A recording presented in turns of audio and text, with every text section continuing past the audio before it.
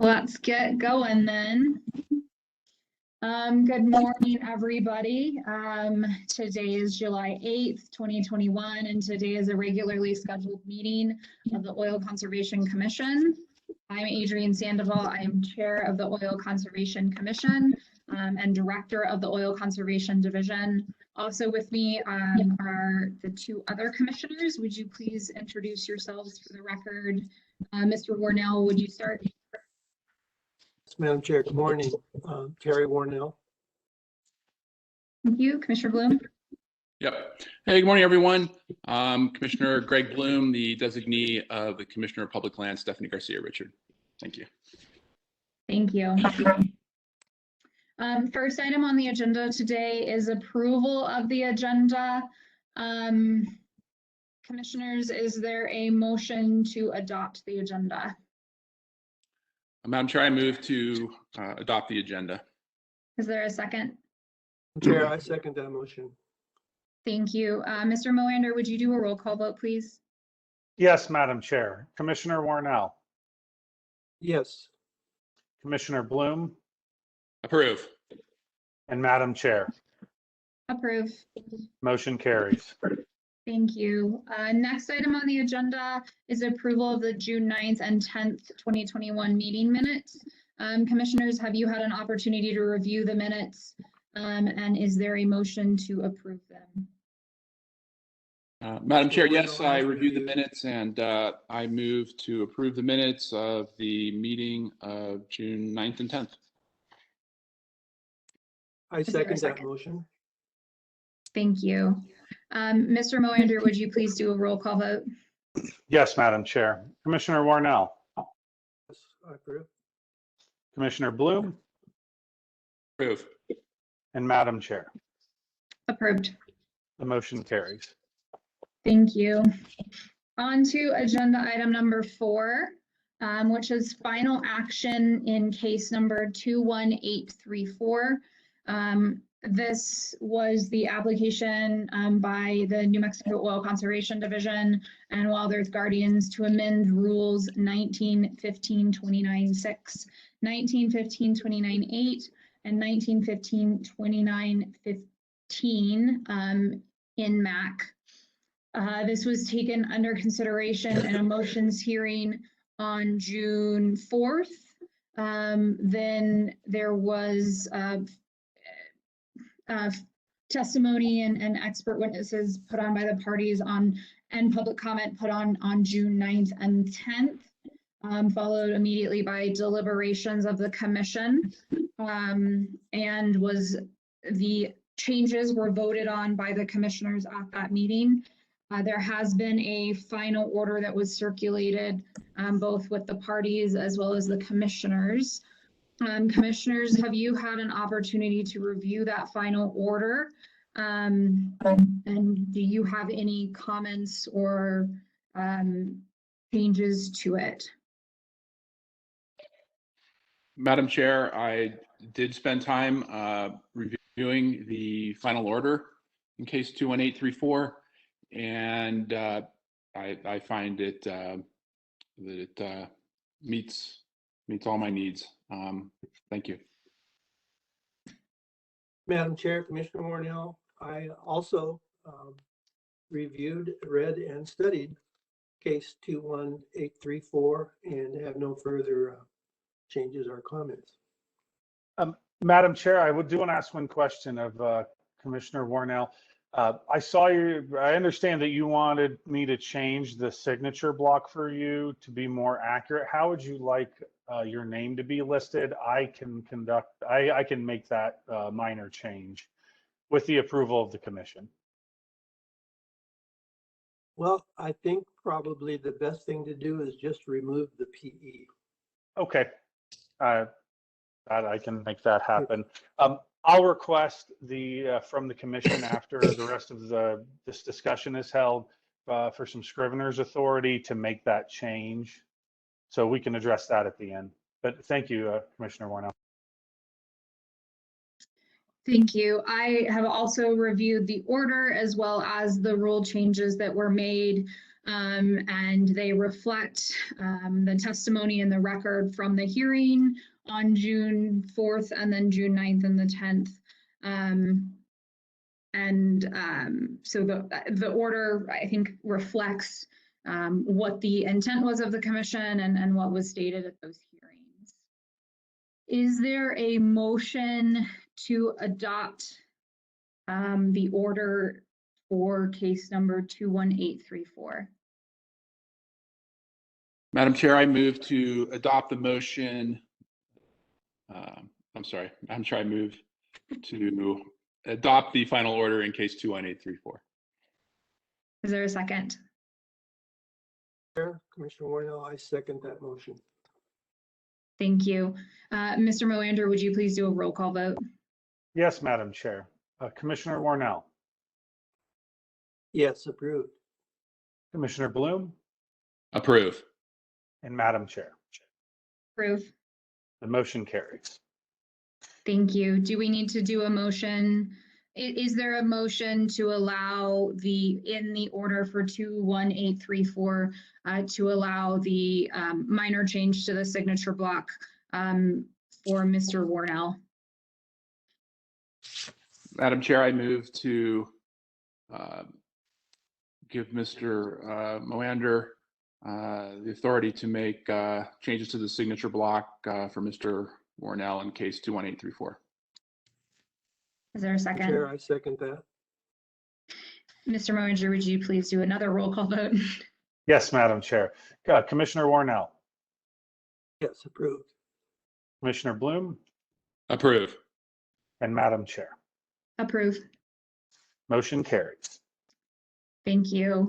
Well, I just want to thank the parties. I see most of you on the phone today. There was a lot of collaboration in this matter and a lot of upfront communication, and I think it made the rulemaking hearing very smooth. I appreciated the coordination and communication upfront, and again, I just really appreciate that. So thank you to all the parties who participated in that. All right. I will second that, Madam Chair. Thank you very much. Yeah. Appreciate all the work of the parties and OCC and OCD staff as well. Thank you so much. All right. Well, with that, we can move on to agenda item number 5, which is the motions hearing in de novo case number 21744. This is an application of Cimarex Energy Company for hearing, for a de novo hearing in case number 21629. And I believed there were a handful of, actually quite a few motions, replies that were received over the last couple months. I think, unless Mr. Moander, you have a better idea, probably best to let the parties sort of do some brief, not introductions, but reviews over those. Take in mind the commission has read those, so you don't need to go over each and every item that's in there, but probably hit on the high levels. I think that's appropriate, Madam Chair. All right. I'm probably going to get this wrong. Which party is supposed to go first? I apologize.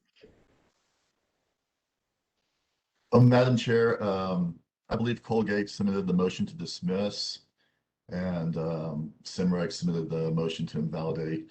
The motion to dismiss looks like the issues or the technical matters are a little bit more straightforward. Perhaps that should be the first consideration this morning. That Okay. seems reasonable. Go ahead then. Thank you. So I believe Mr. Padilla, since he submitted the motion, would. Yep. Mr. Padilla, are you good to go? I think you're muted. There, Okay. got it.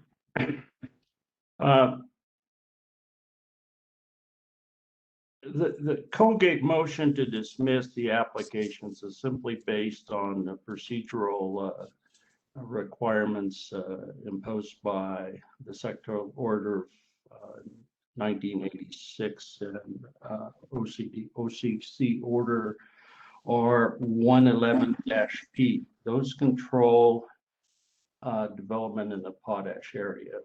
Now, in our motion, we attached a map that clearly shows that the Cimarex application is within the potash area. And there are preconditions that have to be approved prior to even filing for compulsory pooling because they're dependent on a development plan. In this case, has to be approved by the BLM. And we're arguing that the BLM has primacy in this case, and and for that reason, we're saying that before you bring the compulsory pooling application, which incidentally calls for 3-mile laterals, which arguably were going to be an issue in the de novo hearing. But going back, and let me address the de novo application here. This is a de novo case, and the motion to invalidate and to vacate order R21-575 we think is inappropriate. This is not proper. We're in a de novo hearing before the commission. The commission granted the de novo the application for de novo hearing, and that's where we are. Without repeating all of the arguments that we made, Mr. Savage and I basically agree that we should not go back to the division to try everything starting all over again. He argues that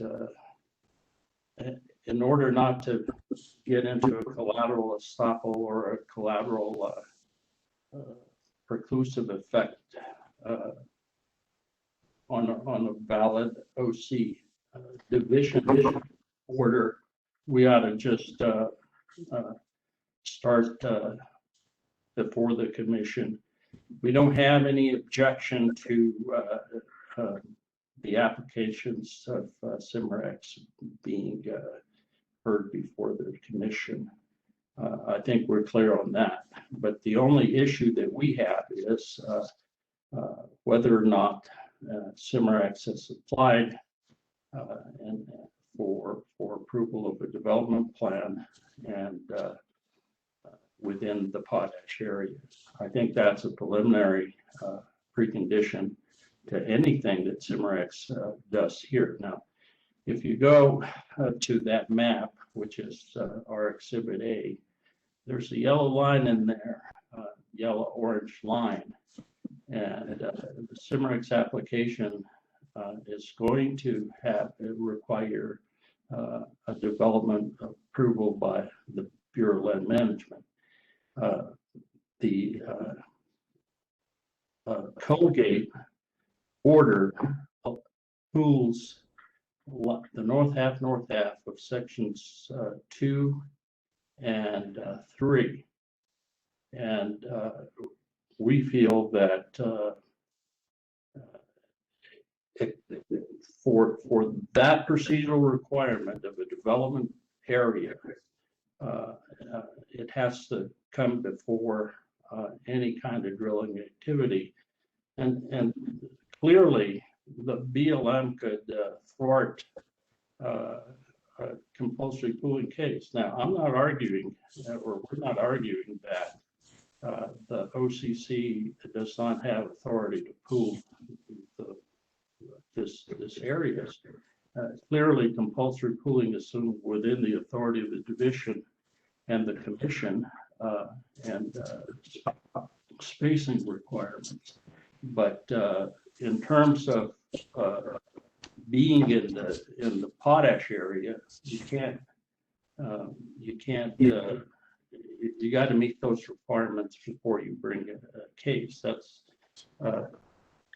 we also attached in our motion an Exhibit C, which is an email from one of the BLM's person and authority in terms of reviewing potash development areas. What he states in there is that the Colgate application and the order that was issued by the division do not have to be approved for a development plan within the potash area, because those are outside, those two sections are outside of the yellow line.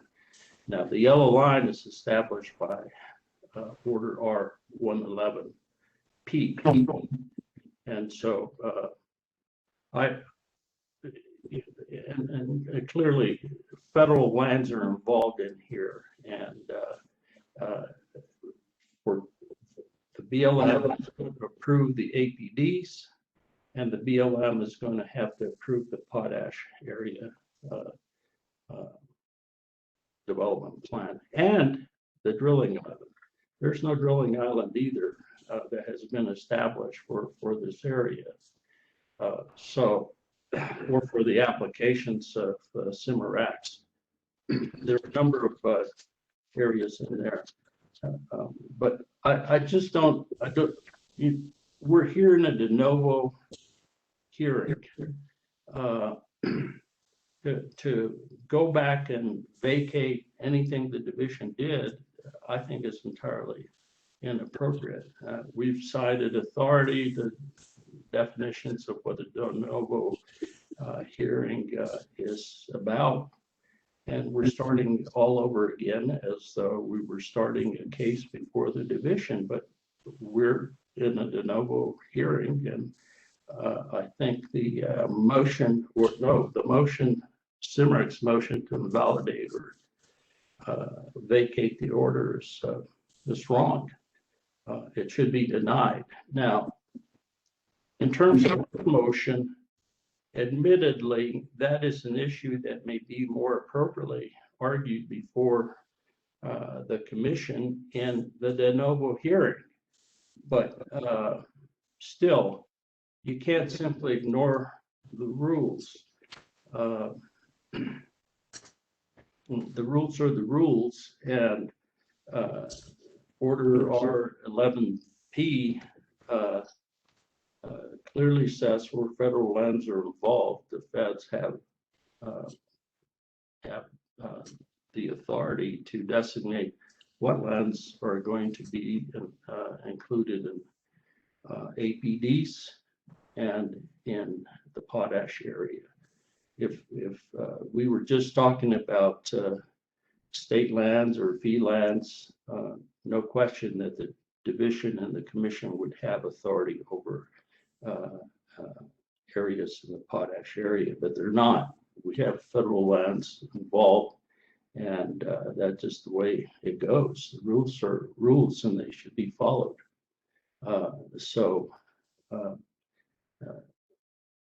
While I'm arguing for our motion, it highlights the deficiency of the Cimarex applications. We feel that the Cimarex applications, especially when you go to 3-mile laterals, are simply a way to attack the spacing units established in the prior order. Now, so far, the commission has not had an opportunity to address whether or not there was actually a misrepresentation or not, as argued by Cimarex. I'm not going to go back and argue whether or not the commission's decisions or decision to allow a de novo hearing and argue 70-2-13.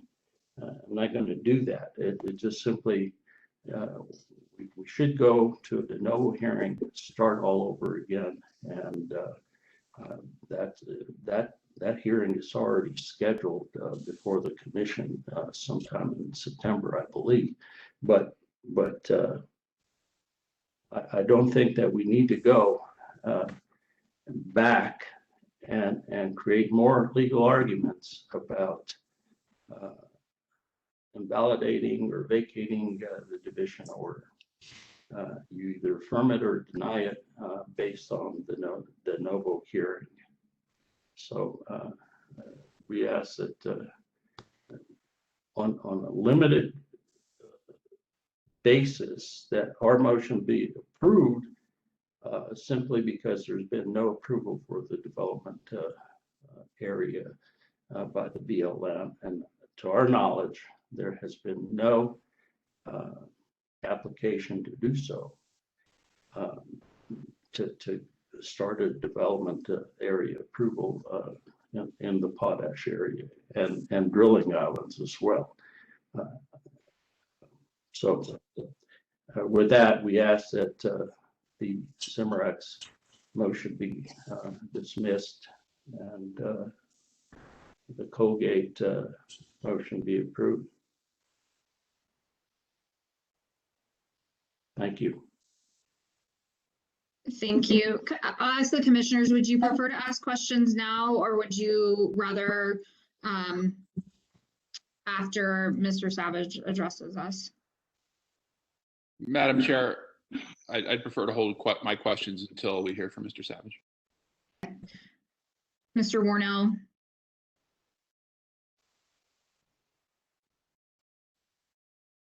One question, Madam Chair, for Mr. Padilla. Go ahead. Mr. Padilla, am I understanding that you're against 3 mile laterals? Well, that's an art. I'm not against 3 mile laterals. I think in this case, the way it looks to us, it was just and I haven't ever argued about 3 mile laterals, but I'm sure that that's going to be an engineering case if it goes to the commission, where we will argue the efficiency of a 3 mile lateral from an engineering standpoint. I mean, I think producers are beginning to drill 3 mile laterals, and it's no different than the arguments that were made when 1 mile laterals, 2 mile laterals were being approved, or applications for 2 mile laterals versus 1 mile lateral. Right now, I don't think there's an argument that the 2 mile laterals are preferred. Okay, thank you.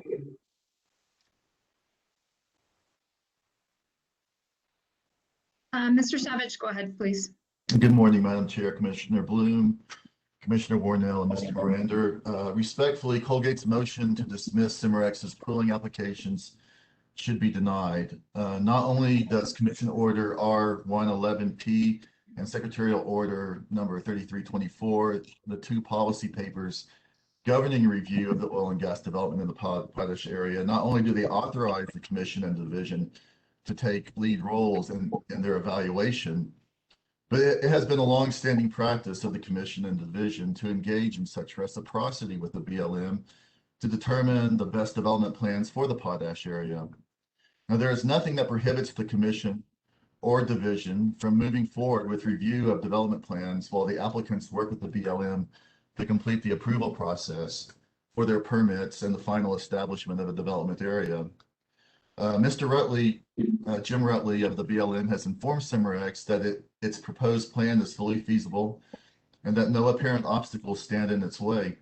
In fact, in recent email correspondence with Cimarex, Mr. Rutley points out that, and I quote, because your surface hole is on state land and minerals, your process for surface access should be much smoother, end quote, meaning that Cimarex has provided even more of a green light for going forward than what parties might typically encounter involving all federal lands. The Commission and even Colgate acknowledge that Cimarex has a right to have its competing applications heard as a matter under section 7213. A dismissal under the reasoning proposed by Colgate would result in the inefficiency and waste of administrative resources as Cimarex waits for final approval of its development area and Colgate waits for final approval of its federal permit. Furthermore, the findings and conclusions that would arise from a competing hearing at the state level would be beneficial to the BLM for assisting in its decisions during its approval process, providing the BLM with a thorough understanding of how the development plans would prevent waste, optimize production, and protect relative rights. As a result, Cimarex respectfully requests that the commission deny Colgate's motion to dismiss the applications.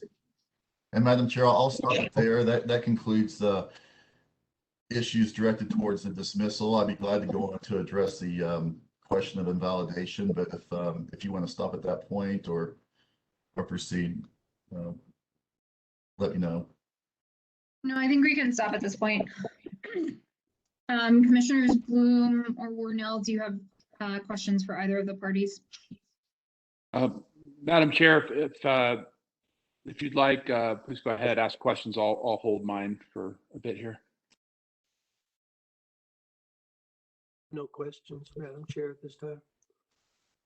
I mean, Madam Chair, oh, go ahead.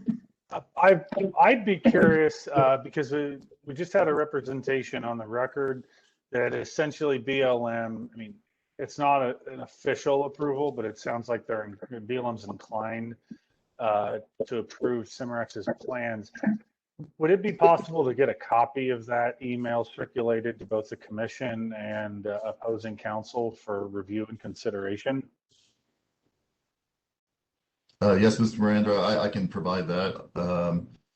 I'll do that after the conclusion of our hearing, if that would work. Thank you, Mr. Savage. Okay.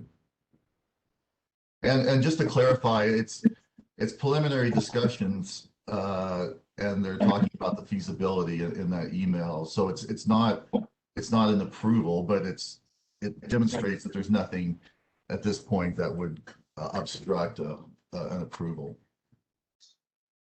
I appreciate that, Mr. Savage, and that was the impression that you gave me. Okay, thank I you. just think it'd be useful for that just to be able to look at that as documentary, at least proof of the conversation. So, thank you. Yes. I guess I just have just to clarify, both parties, Mr. Savage and Mr. Padilla, you both agree that this should not go back to the division, but it should proceed as a de novo hearing in front of the commission. I believe we have a date scheduled in September. Is that correct, Mr. Padilla? That's correct. Mr. Savage? Madam Chair, that's not quite correct. Cimarex believes it should go back to the division, but it would need to go in a procedural manner that would be fitting to allow it to be remanded to the division, in our opinion, and that would be the invalidation and vacating of Colgate's pooling order. If the commission decides that is still a standing and valid order, then Cimarex would be, happy with proceeding at the commission level. Cimarex appreciates being able to have its day before the tribunal, and we believe that there's some important precedent in this case that's already been established to allow for that. But there is a difference of opinion on where the proper forum would be, and I have a couple paragraphs that address that, which I'd be happy to provide here at some point. The order, what is it? Order number R21575. That's been stayed by the commission, but you think it should be invalidated and then reheard in front of the division, correct? I believe that, yes, that's correct. It has been stayed at the request. The overriding issues when we first began this process were you know, the question of party of standing and party of record. And that's been like the main focus, and that has been established. And during the establishment of that, there's been quite a bit of new evidence that's become of record. And based on that additional evidence, there's questions that arise about the validity of that order. And we did raise that question initially as well, whether it was a valid order, but we didn't push that because we didn't want to, you know, confuse or cloud the main issue to be argued. Once that has been cleared, we feel that the commission certainly has authority to address the remaining issue, and Cimarex submitted a motion requesting that it be addressed. And we believe there's good justification, important justification for doing so.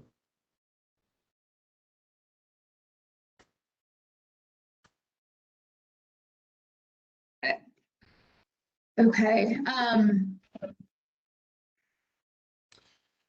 It basically tracks the precedent set in Molycorp, the particular case. If it's true that Colgate did not satisfy its statutory criteria, and the division would not have known this at the time of the hearing, they would have accepted the testimony on good faith from Colgate. But once it has been shown after the fact that that Colgate did not satisfy the statutory criteria and therefore did not have standing to receive a valid order, it looks to us like Molycorp comes into play, and that in retrospect, the division should invalidate that order. Basically, our position is that the order is invalid, and that you know, under the circumstances, and that you know the commission should recognize that if it feels that the Molycorp precedent applies.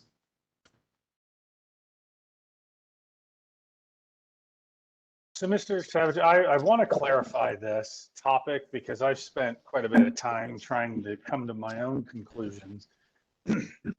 I'm not clear, one, well, I recognize that it's your client's position that the order we're discussing here, let me grab my note, whatever the order's number is that is just a flat out legally invalid order. Is that correct? That's what it appears to us based on the case law, is that is an invalid order. Now, that had not been determined during the initial proceedings. It still was of record, presuming to be a valid order. And therefore, you know, that would be why we had asked for the stay. That is why we would have asked for the de novo hearing under the presumption that it is a valid order. But upon the the submission of additional evidence and additional motions to address that issue, it seems apparent in retrospect that this is basically an invalid order under the facts and circumstances. You know, if Colgate did not meet the statutory criteria under 7217C, it wouldn't have been in a position to receive a valid order. It would not be in a position to have a legitimate order. You know, based on the misconduct and that failure, I don't see where they could have standing to receive a valid order. And basically, it becomes an administrative matter to deem it invalid. So let me ask this, and I follow where you're going here, but my question then that follows is an invalid order versus an order that is stayed in terms of practical effect, in terms of the impact on the parties. Can you explain to me what the distinction there is? I can, and thank you for the question. So let's take Colgate's position, which is also my position. If you're facing a valid order, both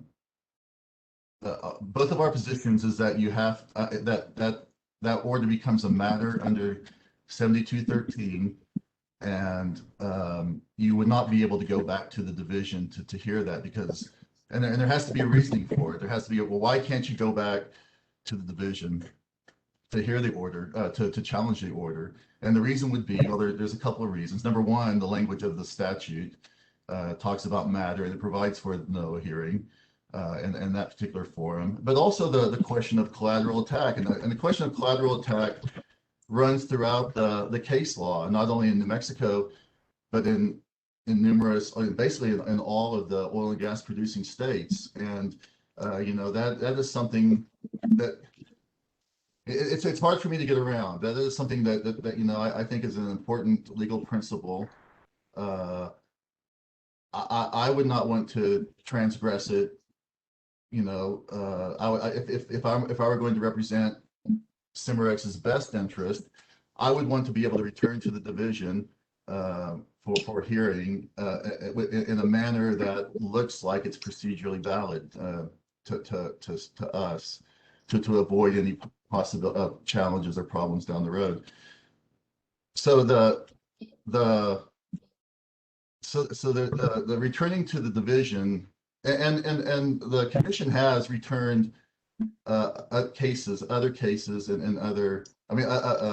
returned cases in other cases to the division for rehearing, and some of those cases are still being considered, and I'm not sure what the final reasoning for the commission is on that, but we feel like it's a more secure, valid procedural way to get a review where the Cimarex can have its application reviewed on par with Colgate's application in a manner that does not continue to undermine the integrity of the process. Basically that's what the argument would be. And I hope that was clear. I kind of meandered a little bit on that, but I guess I have a follow-up question. So, I mean, I think the commission, in granting the de novo hearing, did have concerns about whether or not the requirements, the good faith effort to, I can't remember the exact language, but to contact the parties, et cetera, all of that, whether or not that was followed. But I don't think we've been through.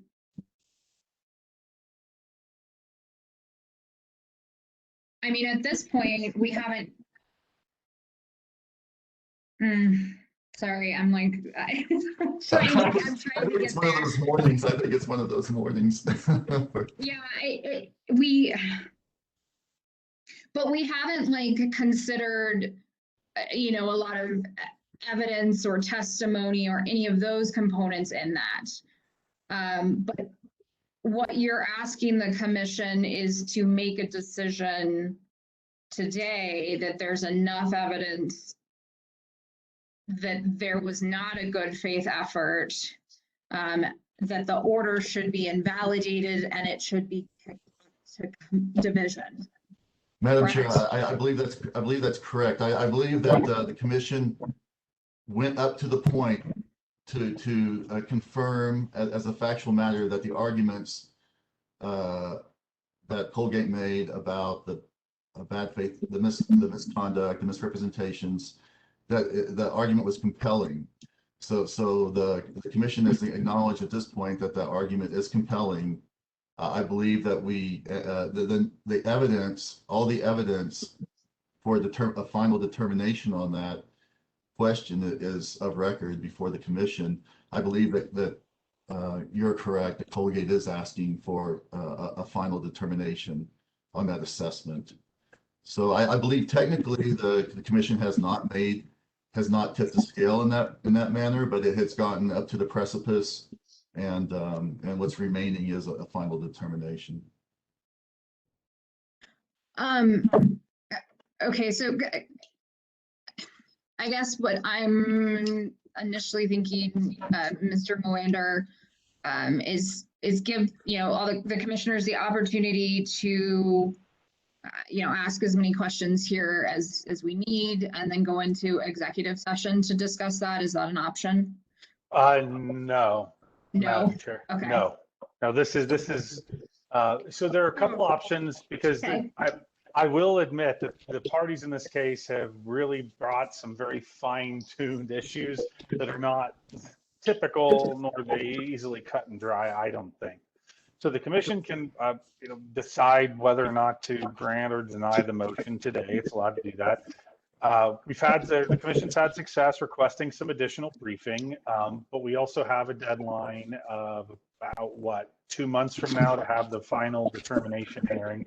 So the commission could solicit some additional arguments, some proffers of evidence. That's always permissible, and hold a decision in abeyance until the next meeting. That is also an option. Again, these are pretty complicated issues with some case law that I've certainly not seen before. The commission has some options here. There's only two I see. I'm always open to alternatives to that, but yeah, I mean, I will acknowledge from a legal standpoint, there's some complexity here, and it's not the norm for this commission. But at the end of the day, the commission has the choice on any case, if we so choose, to pull it from the division to the commission. Yeah, yes, that's correct. I think that the concern that I see with this, and this was sort of speaking to the parties too, is that really one of the benefits of de novo, whether it's de novo on the record or I guess we'll call it pure de novo, is that the parties get to provide evidence about all of the claims that have been made in both motions. And argument of parties, even though they may have documents, is still it's not quite the level of evidence that will be solicited and provided in a de novo hearing, where there's witnesses that can be cross-examined, documents that can be discussed or challenged even. And the whole idea of de novo, regardless of its flavor, is to actually flesh out almost everything the parties are concerned about in these motions. And at that point in time, the commission would have the ability to dismiss certain claims or relief sought, issue findings of fact. Is my concern is even though there may be procedural flaws below, those issues, if the parties don't bring those up in the hearing, I would be completely floored, because that would be something I'd almost expect as a matter of course here. And so the issue of like a procedurally defective order could be discussed at some length, and like why this order is no good and why the commission should ultimately reject it. So I'm not seeing the prejudice here that the parties are arguing for, but I mean, I'm more than happy to hear some fine-tuned arguments on that. Commissioners Bloom or Warnell, do you have any questions for the parties? Yes.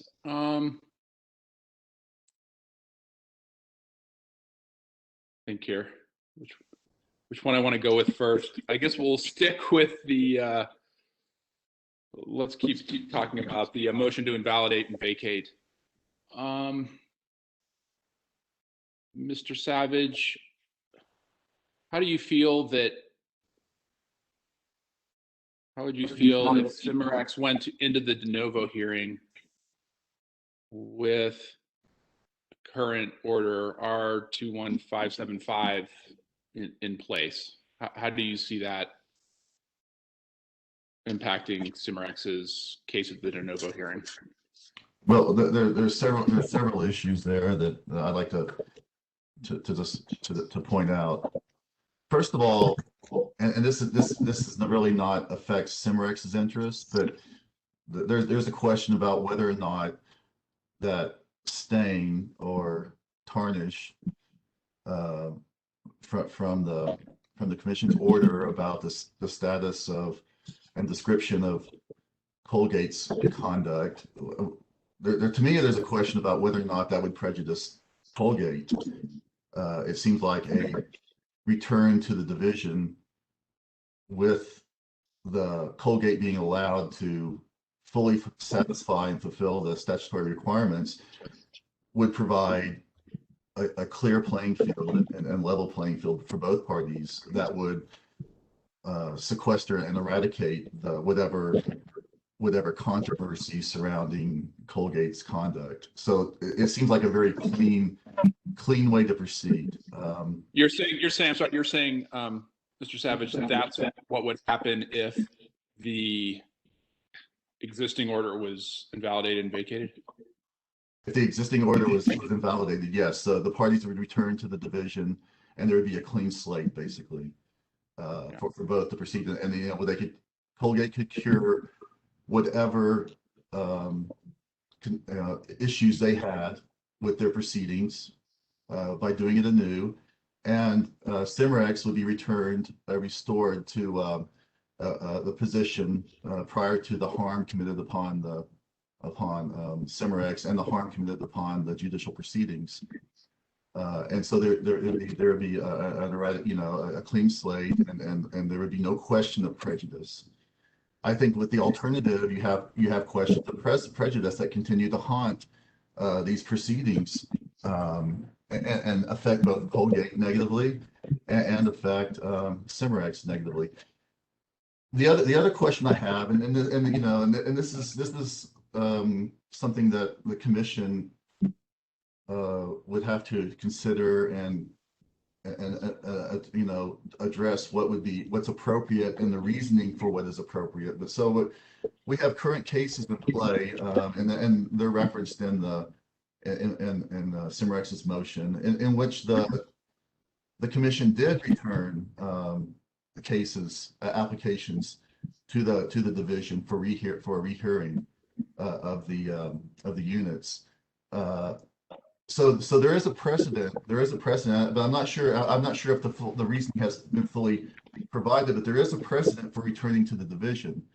And so in some ways, Cimarex looks at that treatment of those parties and wonders, which it is an advantage to have that opportunity to go back to the division and have your case reconsidered or reheard.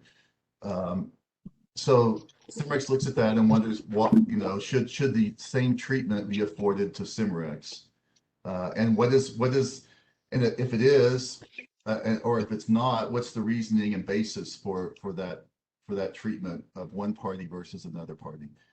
That's kind of a large overriding issue, and I agree with Mr. Morander. It's very complicated, it's very complex, and there's nuances in there. And I don't have a full answer for that, but Cimarex, looking at how other parties are allowed to go back to the division, we would like to be afforded that, unless there is a very substantial reason that should not be allowed. And Cimarex, I think Cimarex has provided a procedural pathway for allowing that and still having a secure order in the end. Okay, Mr. Padilla, would you like to respond?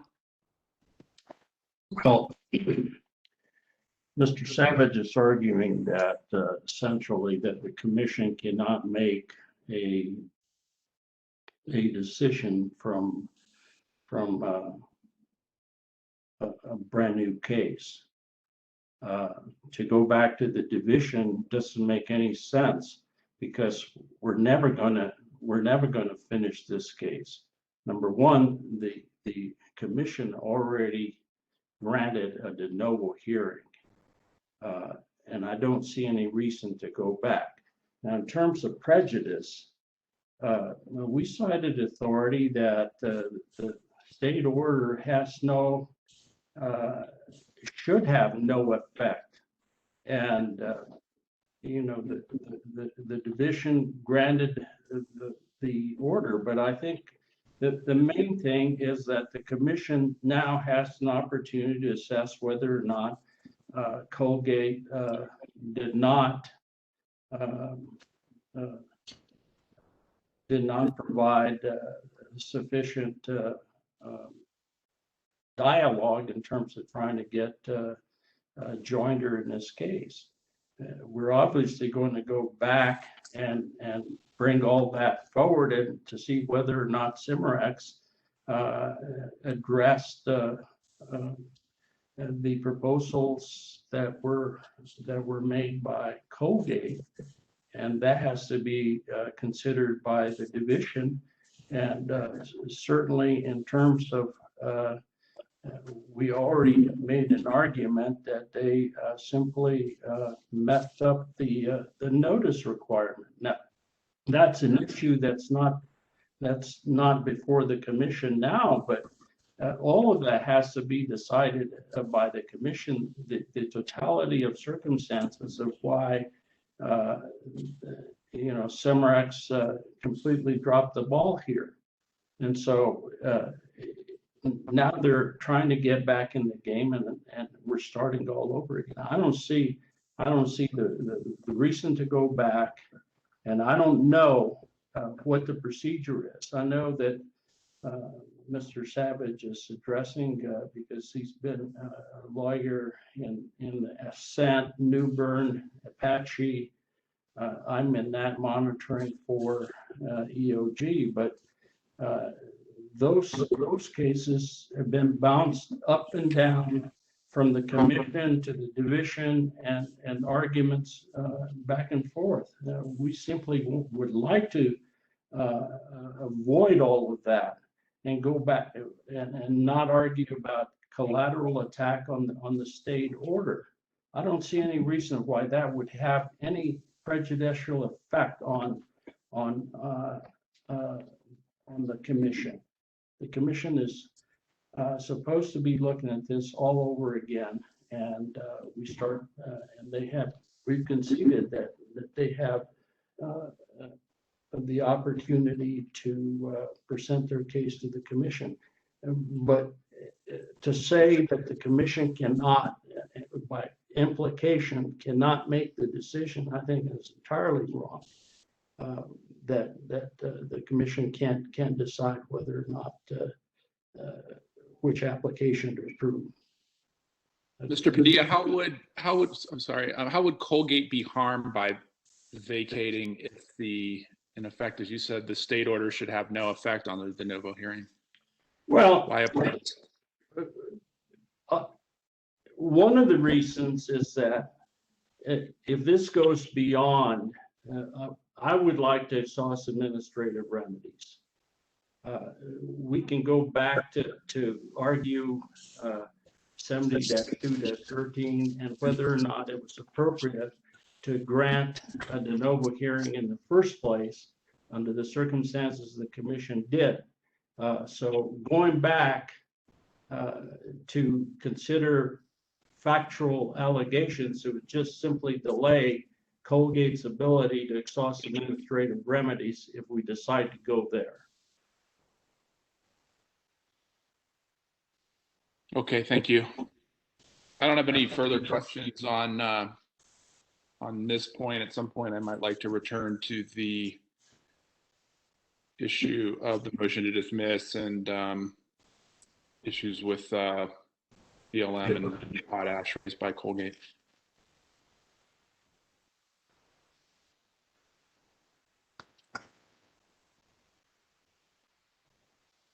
Mr. Warnell, do you have any additional questions of the parties? Madam Chair, I appreciate both Mr. Padilla and Mr. Savage's comments, and I have nothing at this time. Okay. Well, we now have to figure out what to do. I guess I am sort of, I am struggling with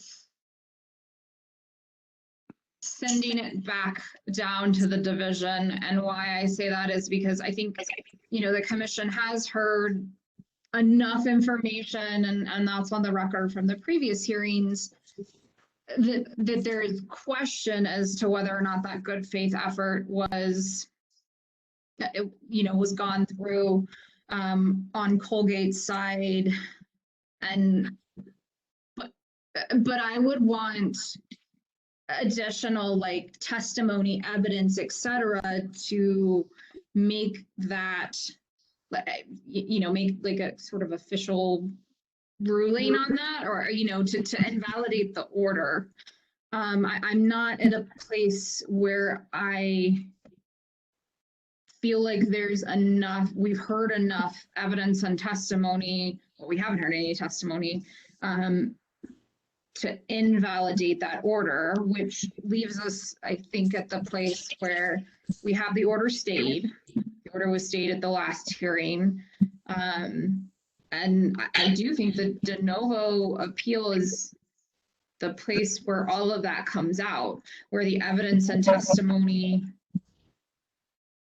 should be made, and the commission would then make that decision. So I don't think the order at this point should be invalidated. Now that may be something that we come to at the de novo hearing, but I'm not there today. And I just want to note, for the benefit of the parties and the commission, in the second paragraph of order 21679-A, that the effect of the order has Colgate ceasing operations pursuant to the underlying division order.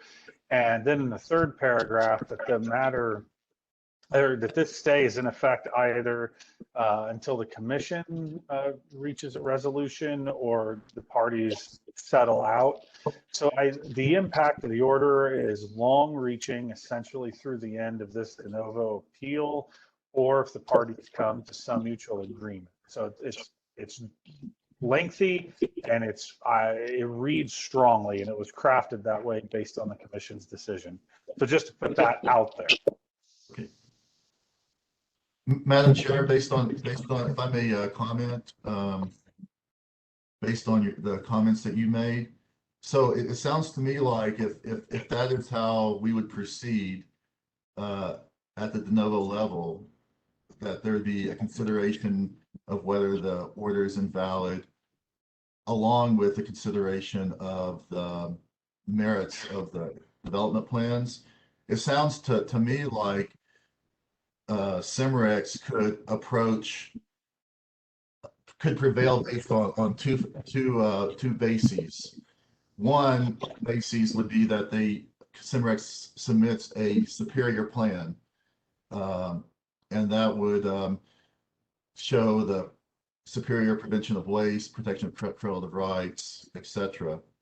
But the other means of prevailing at the de novo hearing would be separate from the merits of the superior plan, and that would be a showing that the order on its face, based on evidence, is invalid. So the commission could rule that the order is invalid, and that would allow Cimarex to prevail. And it's possible that would allow Cimarex to prevail without having a superior plan.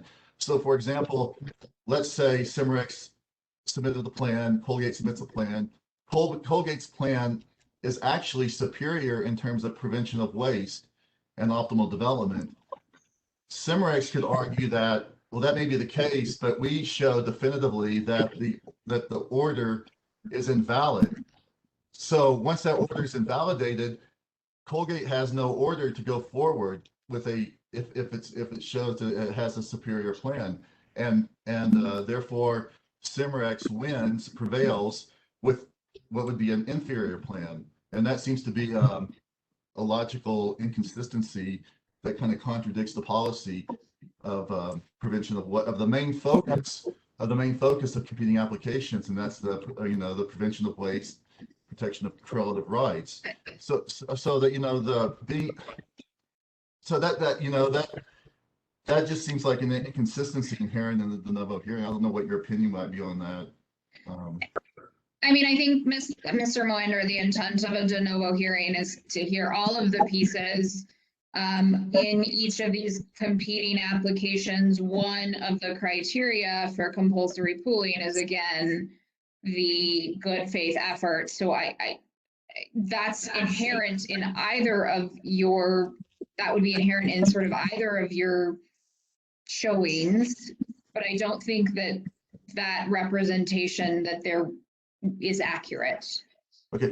I think it's just inherent in both of your cases. You need to both, well, you can show whatever you want to, you can bring whatever you want to at the hearing, but one of the typically the core pieces of compulsory pooling applications is that good faith effort.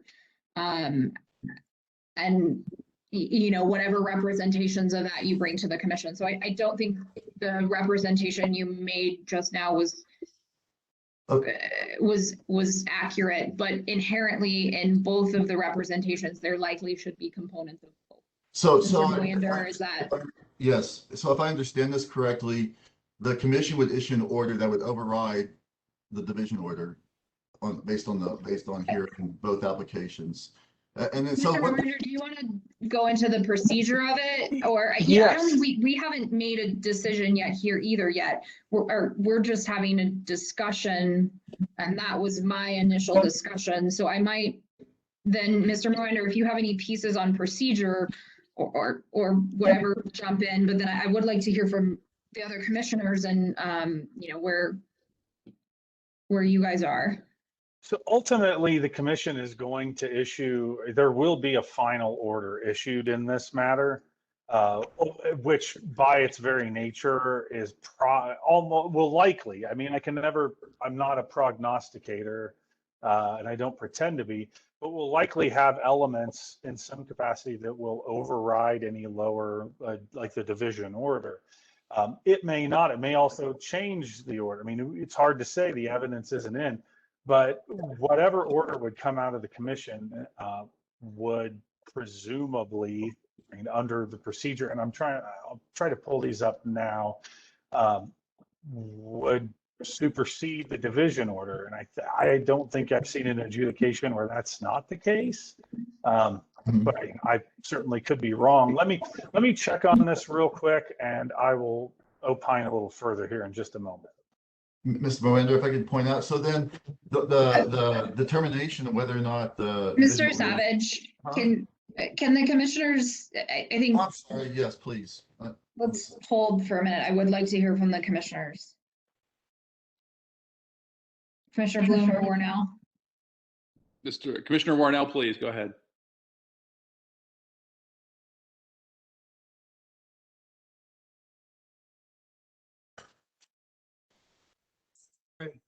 Got some bandwidth issues here. I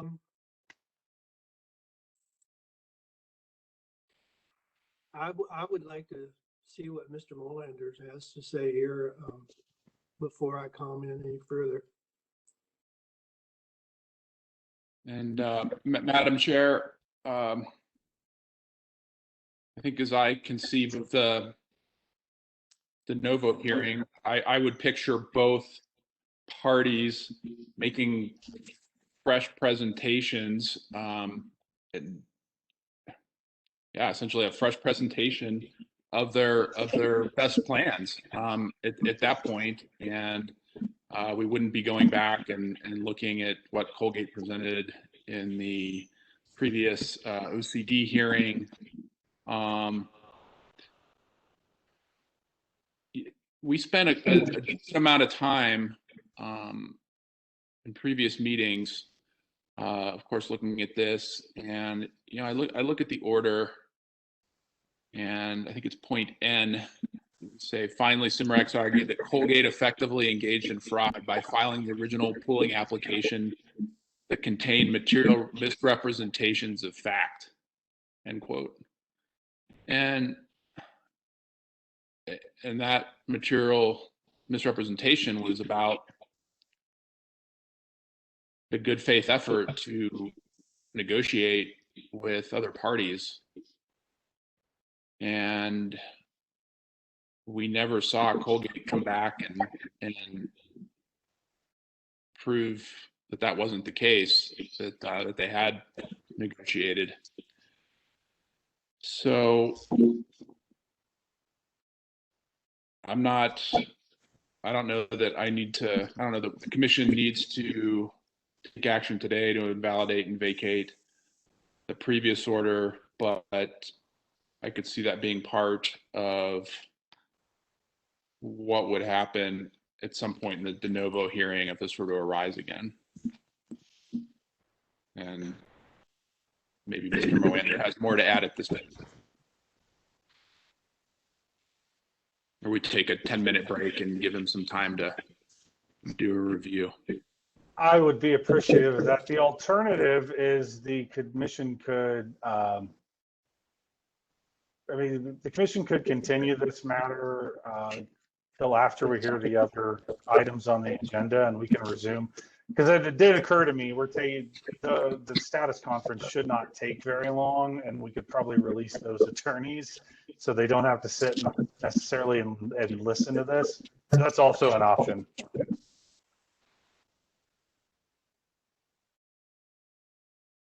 I would be fine continuing this to the end of the agenda today, unless you guys want to break.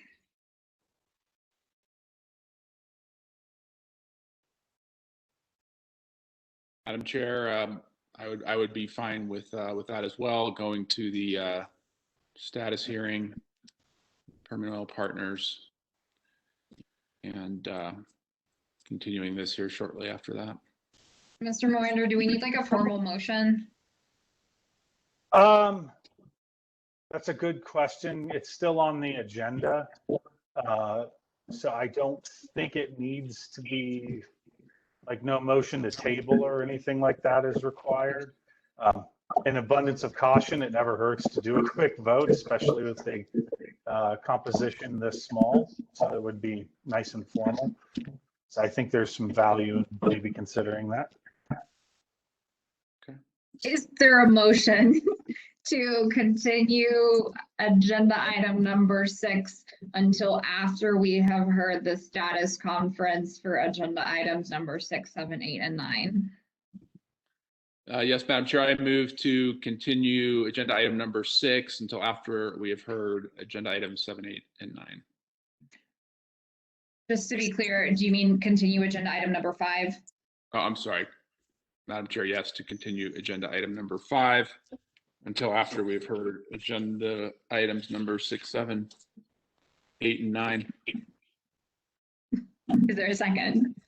Madam Chair, I second that. Thank you. Mr. Moinder, would you do a roll call vote, please? Yes, Madam Chair. Commissioner Warnell. It's approved. Commissioner Bloom.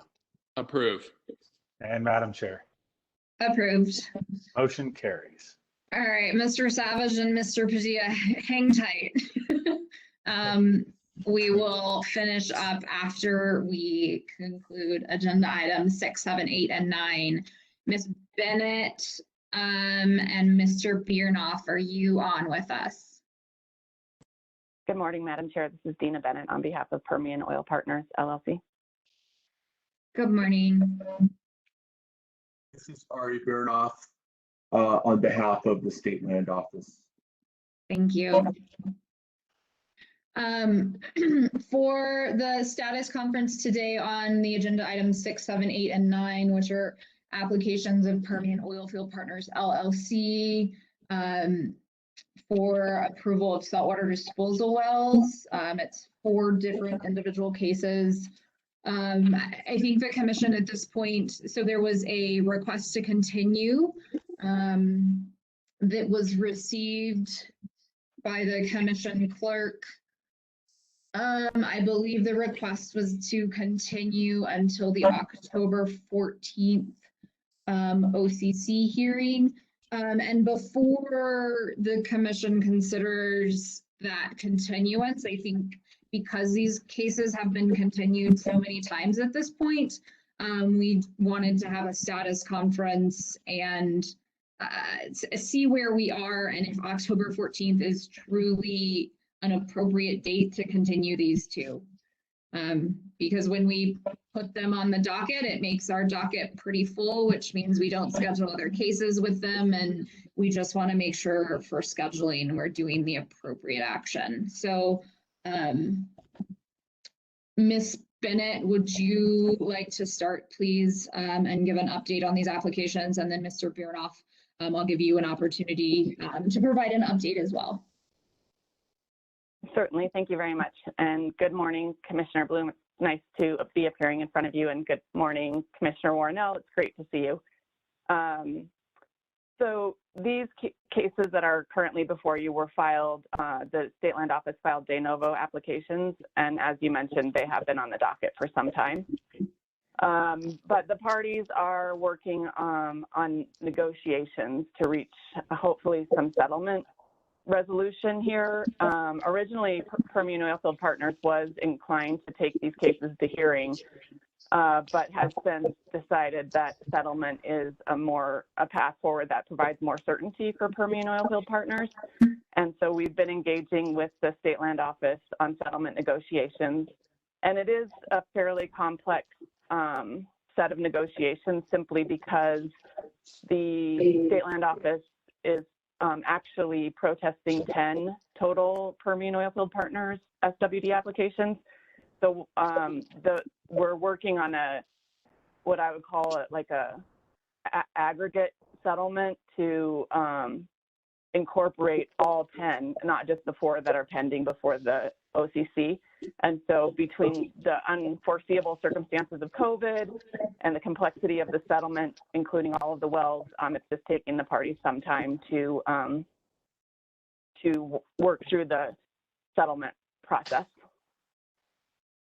And so that's the reason for the continuances that we filed. I'd say starting after June 2020, the continuances that have been filed since that time were filed because the parties have been in negotiations. Thank you, Ms. Bennett. Mr. Biernoff, would you please provide an update? I think that Ms. Bennett pretty thoroughly covered the status of the cases and of the reasons why the parties have sought continuances. I think that at this point,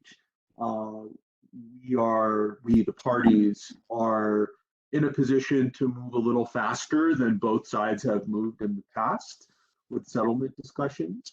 So I don't think that we're talking about many months of additional time, but I had asked, Ms. Bennett and I had conferred about possible dates for the continued hearings, and I'm actually personally unavailable in September, but glad to have another attorney cover in my place if having a continuance to September as opposed to October is useful for the commission. But I do think that we the parties need the opportunity to finish our efforts to discuss and reach resolution. And we've made some progress, but we don't have an agreement yet.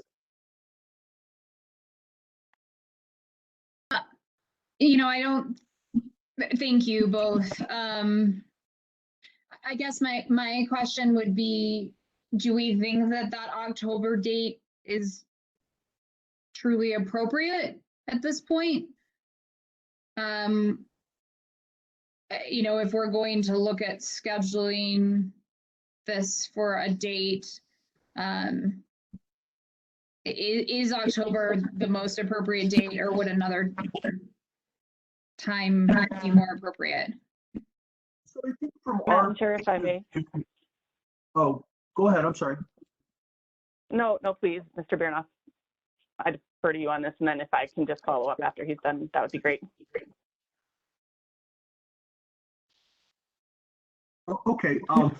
I think it's actually, Madam Chair, I think it's actually a good idea to right-size the continuance date, to right-size the period of time that the parties have. I don't think either one of us wants an indefinite amount of time. I think having a fairly imminent hearing date will keep everybody focused on the work that we both need to do to hopefully accomplish a settlement, or if not, then know that and be able to proceed with hearings.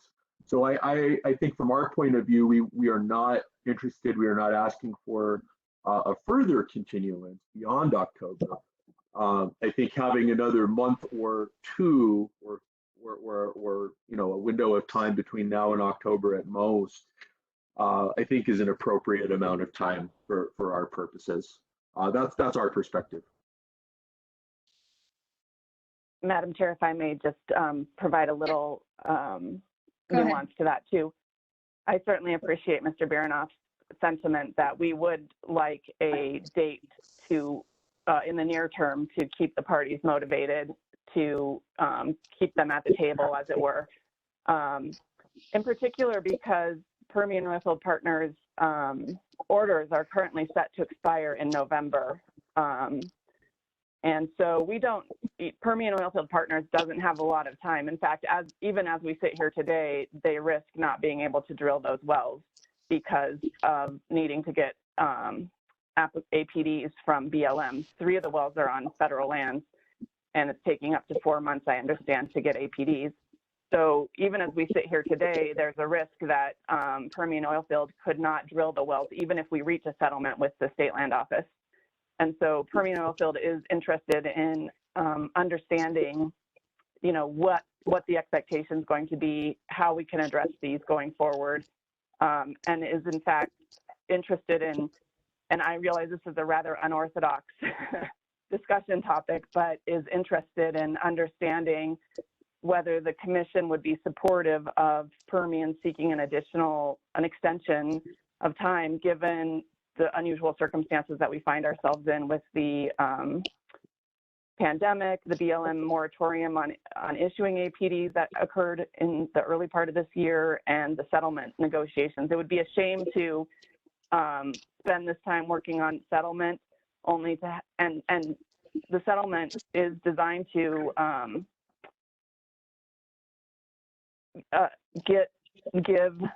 compensate the state for a royalty on the salt water that's disposed. And so it would be a shame for the state to lose out on the opportunity of that royalty as well, that we're negotiating towards. And so realizing this is a somewhat unprecedented request, I just wonder if there's any appetite, or I hope there is an appetite amongst this group and amongst the OCD to consider an extension for Permian Oilfield Partners under these circumstances. To clarify, an extension of what, the APD? An extension of time to begin injection under the orders. Okay, so from the OCD, you would need an extension of injection authority. That's right. And just to be clear, we have received 1 extension of time for injection authority, but we would be asking for a second extension of time, which I recognize is unusual, but these are also very unusual circumstances that we find ourselves in. And I would just, by way of a quick response, Madam Chair and Commissioners, I would just say that it may come as no surprise that the State Land Office's position on that request will depend in large part on whether the parties, Permian Oilfield Partners and the State Land Office, reach agreement on the underlying dispute. And so I appreciate Ms. Bennett raising the issue here to prime the pump, as it were. But I think a formal application would be in order for a request like this. And of course, based on our progress with settlement discussions, that will determine our position on this request as well. And other commissioners, if you have any other questions, feel free to jump in. So I'm looking at the calendar. In October, the OCC regularly scheduled hearing is the 14th, and then in November, it's the 18th. So anything probably that was decided on the 14th would not have a final order until the 18th of November.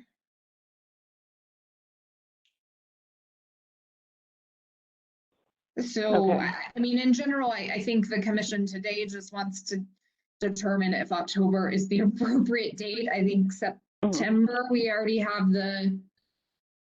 September, we have the Colgate Cimarex de novo, but I think that's the only thing on the agenda at the moment. So, I mean, my interest here is really just to make sure we're appropriately setting this. And so if October is good for both parties and we don't feel like there are going to be any more continuances or issues, I think we can set it for October. Assuming there's no settlement, which, you know, is still on the table, so.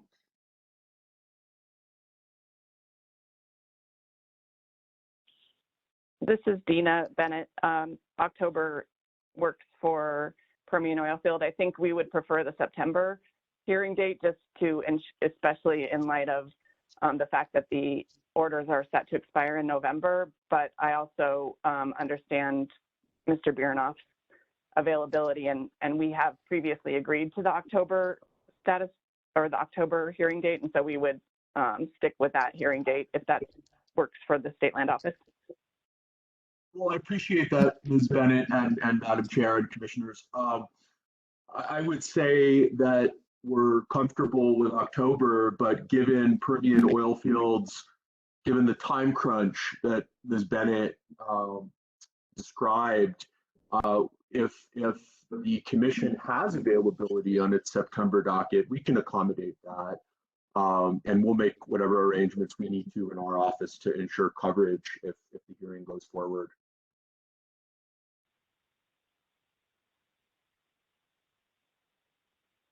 Commissioners, do you have any questions for the parties?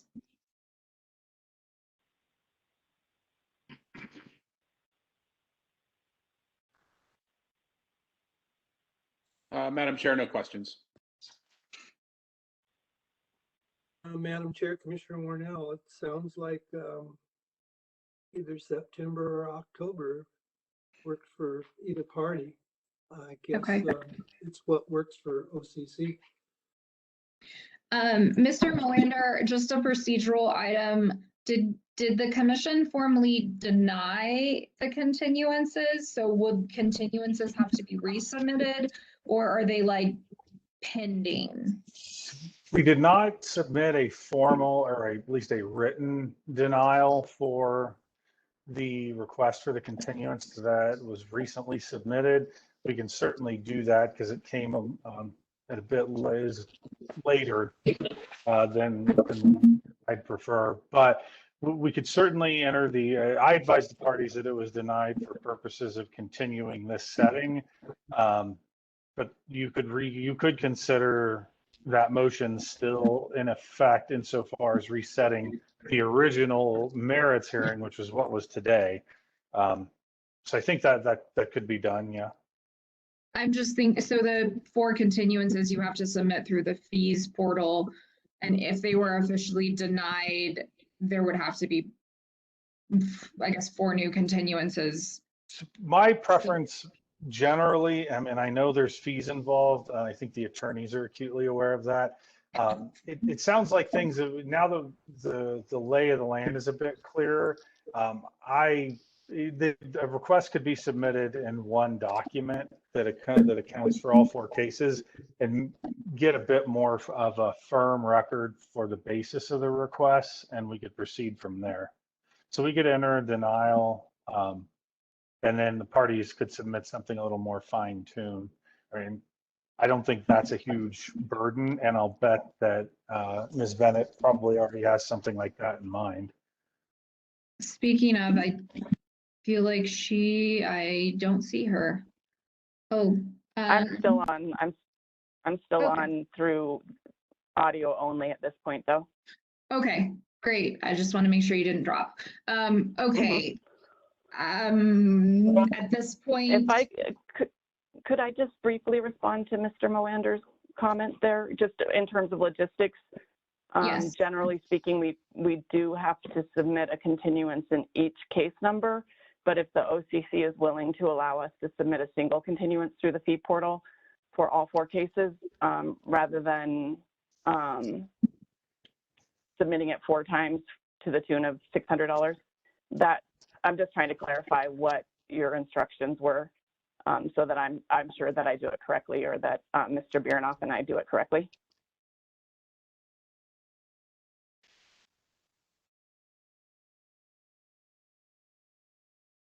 Mr. Melander, do you have any follow-up on that? So you're right. I do forget that parties are limited on that. We've got a They record weren't here. formally There's an on the record denied. motion. There's an on the record motion. It's not a complicated one. I could craft an order if I can get a transcript, and I'll circulate to the parties before I submit it to the commission, and that way we can make sure that everyone feels like their position has been properly stated, and that should cover us. It is a motion on the record, and that is enough. Instead of having Thank to you very much. resubmit I through the appreciate portal. that. Yeah, I don't think we need to punish the Oh, parties. I'm sorry, but we're getting a little chatty here and everybody's talking over each other.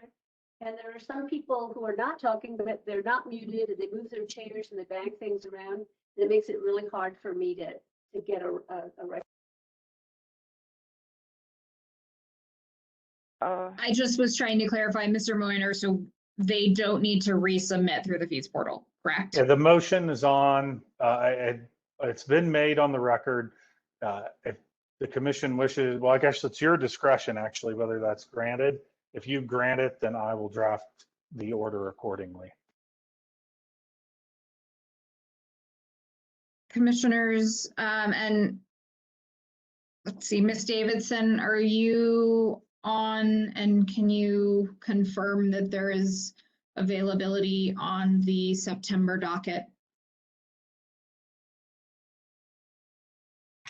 Yes, there's availability. The Colgate Cimarex case is the only one scheduled for September right now. Thank you.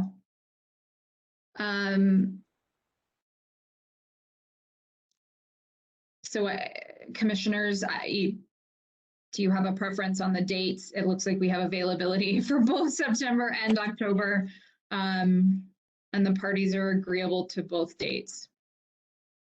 Madam Chair, I have no preference.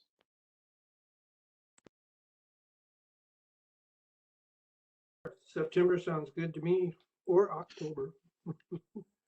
Okay. I mean, since I think both parties are agreeable to September, and one party would prefer September, it might be advantageous to put it on the September docket.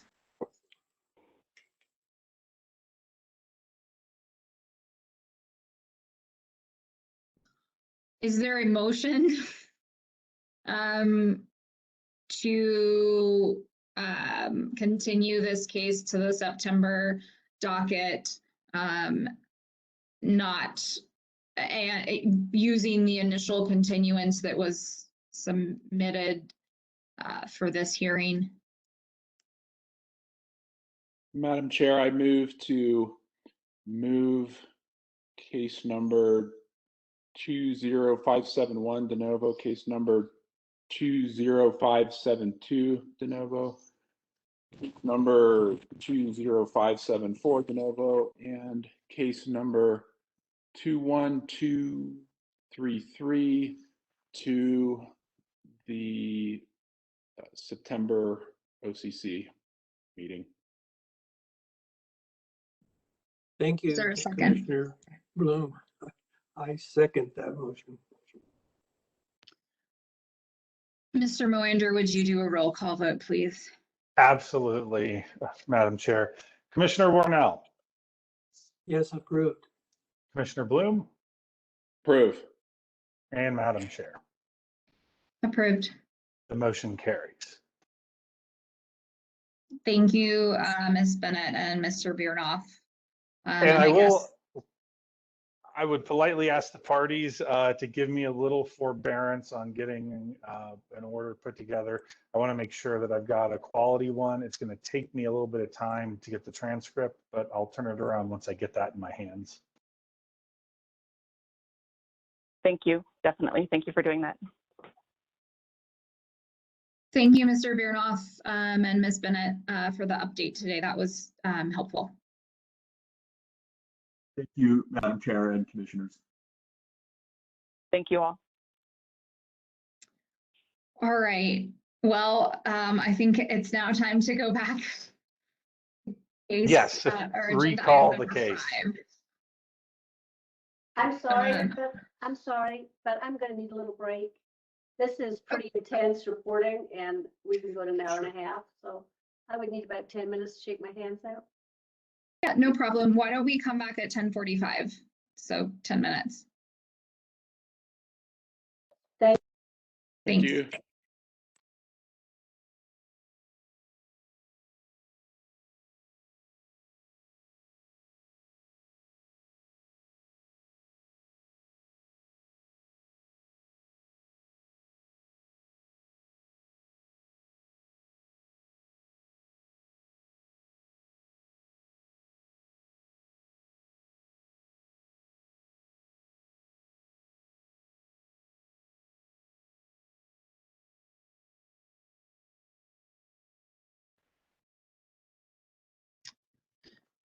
Do we have the parties back and Ms. McFarland?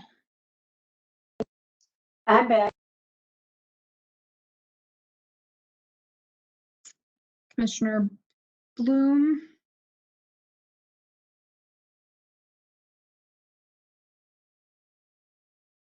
Commissioner Warnell's here. Thank you. Yep. Okay. All right, I think we have the gang all back together. Mr. Moyander, so we're going back to agenda item number 5, case number 21744. Mr. Moyander, I believe you were looking into a couple of things. Would you like to Yes. open it up, please?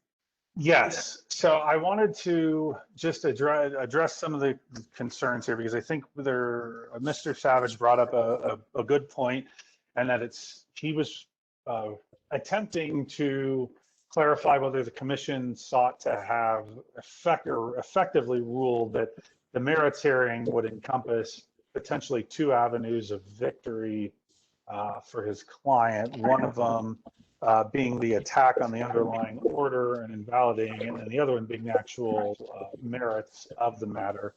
In taking a look at various statutes like 70-2-13, as well as some of the stay language in 1915-423 and MAC, but also taking a look at 1915-416 sub C, which concerns a hearing on the motions or motions hearings.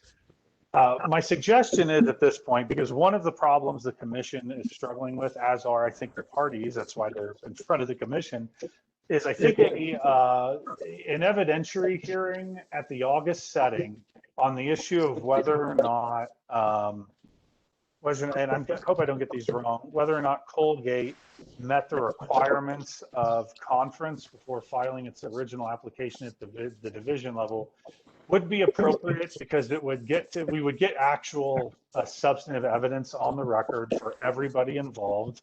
The parties would have the opportunity to demonstrate either the deficiency or lack of deficiency in the original division application.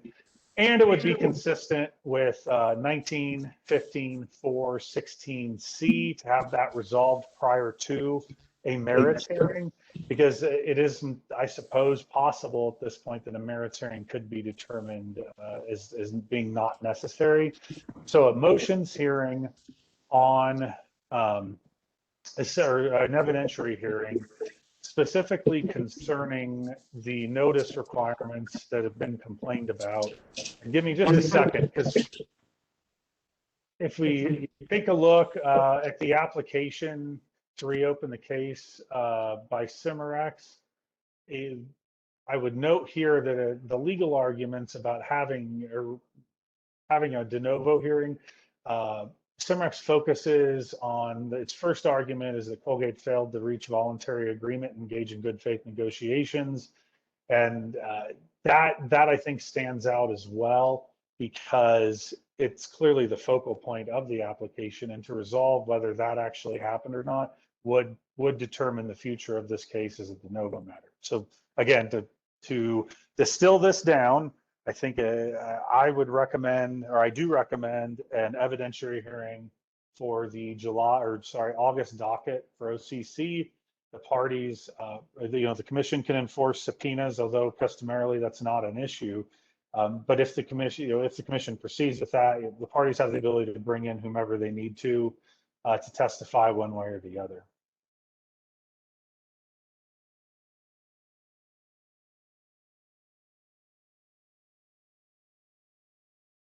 Thank you, Mr. Melander.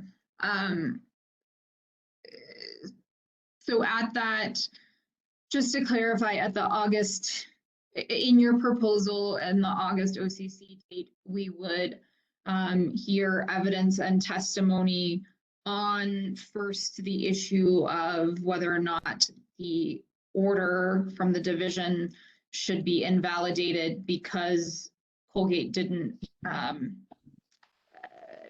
follow the good faith negotiation requirement. Is that correct? Yes, but to add to that, or maybe clarify it, I think would suggest the commission hold in abeyance its rulings on the two pending motions until the conclusion of the evidentiary hearing in August. And then depending upon the outcome of the August hearing would dictate whether or not we move forward with the September hearing. That's correct. Any determinations made at the conclusion of the evidentiary hearing would essentially determine the future of the remainder of the case, if any.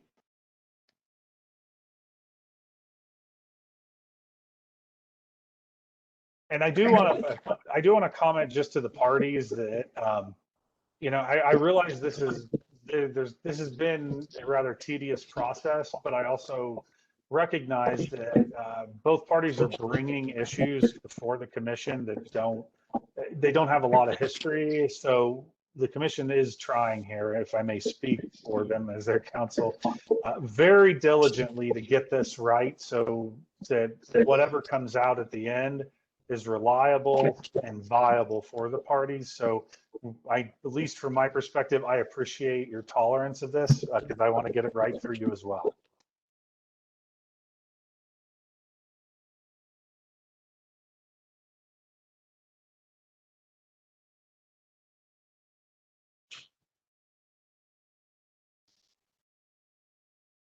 Okay. So commissioners, do you have any questions for Mr. Melander or additional thoughts?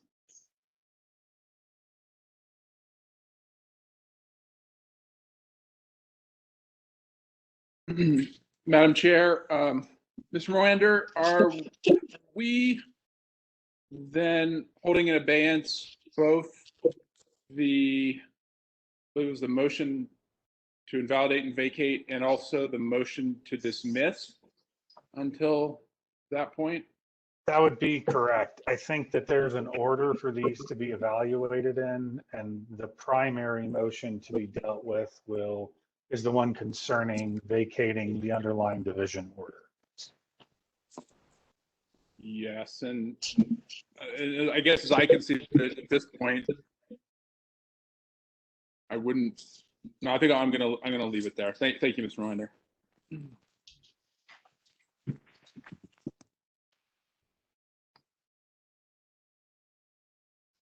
Madam Chair, Commissioner Warnell here. I see no harm to either party if we were to put this on the OCC August docket. Thank you, Commissioner Warnell. I agree. I think you know, there's been in the previous hearings, conversations surrounding whether or not the good faith effort was undergone, but I would like to hear testimony and witnesses to that effect so that the commission, you know, has enough information to make a decision on that issue itself. So is there a motion to hold the motion? Is there a motion to hold the motions in abeyance until the next regularly scheduled OCC hearing on August 12th? And have the parties provide testimony to expert witnesses. Madam Chairman, if I may, this Attorney Padilla, I know that I have vacated or continued cases because Mark Hadjic, who would be my main witness, is unavailable in August. And I think we had division hearings somewhere around August 15th, and we continued those. So if you want to hear additional testimony as the commission is considering, can I ask for witness availability on August 12th? Other than that, I should add that. Mr. Moreno, how do we take that into consideration?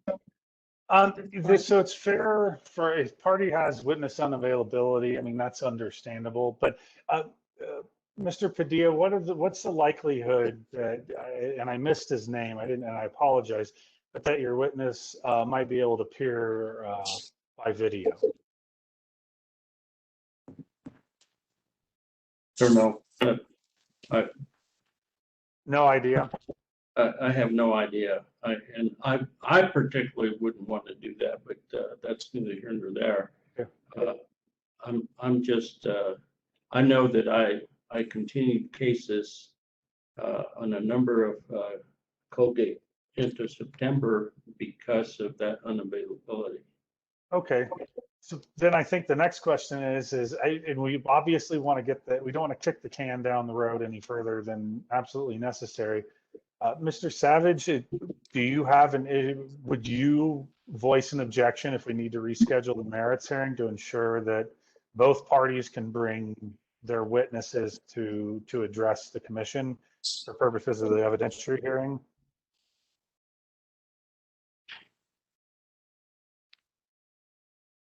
Oop, if you're speaking, I can't hear you. Mute. How's that? That's better. Okay. Okay, so I guess I'm not sure if I understand we're going to change the date of the evidentiary hearing to August 12th. Was that the? So the original proposal was to have the evidentiary hearing on August 12th. Mr. Padilla voiced concern about the availability of a witness and that he had continued other cases based on that witness's unavailability in August, which would mean that we would probably, unfortunately, I know the OCC has some scheduling difficulty with special meetings, so we really try to keep everything on scheduled meeting dates. So based on all of that, whether you would object or have a concern about rescheduling the merits hearings, so that way all parties can provide all their necessary witnesses at an evidentiary hearing, and I would suspect that's probably looking into September. So the merits hearing would be pushed back? It would need to be under the circumstances. Yes. That would be fine. If it's, as long as we're pushing back. Okay. I would be okay with, I'd have to work, check with my client. Sure. To see what's available for them.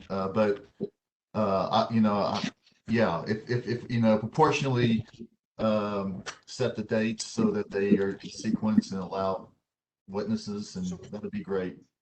How about both Mr. parties? Morander, Yes. What about, I mean, we already have, well, we originally had the de novo hearing on the docket for September, which means that likely all the parties are available. What if we do the evidentiary hearing in September and move the de novo hearing to October? I think that's a great proposal, Madam Chair, and that gives the parties enough time to ensure availability for a merits hearing as well as the evidentiary hearing. Okay. That would be, yeah, that makes, I think, sense. Okay. Is there a motion to hold the motions that we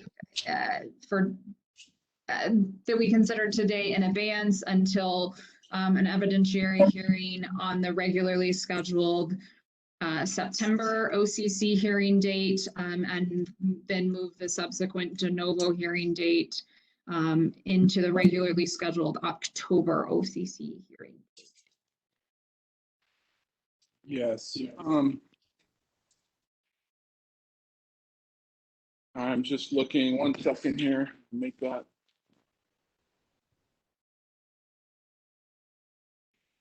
Okay. Madam Chair, I move the motions to invalidate and vacate and the motion to dismiss until the regularly scheduled September meeting of the OCC, and move the de novo hearing for case 21744 to our regularly scheduled OCC October meeting. Madam Chair, Commissioner Warnell, I second that motion. Thank you, Mr. Molinder. Just do a roll Commissioner- call. Yes, Madam Chair, happy to do so. Commissioner Warnell, That's approved. Commissioner Bloom, Approve. and Madam Chair. Approved. The motion carries. Well, Mr. Savage and Mr. Padilla, you get a month break from us, and then we will see you back in September and potentially October. All right. Thank you, Madam Chair. We'll see Thank you. you. Thank you, everybody. Thank you.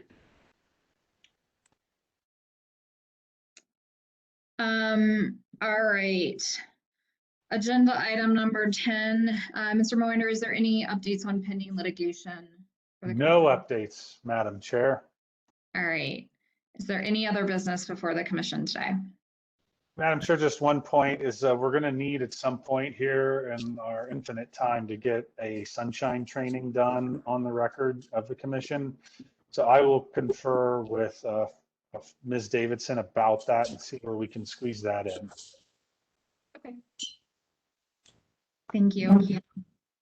Our next regularly scheduled OCC meeting will be on August 12th. And with that, it is 11:02, and I hope everybody has a good rest of your Thursday afternoon. Thank you. Thank you, everyone. Take care. Bye.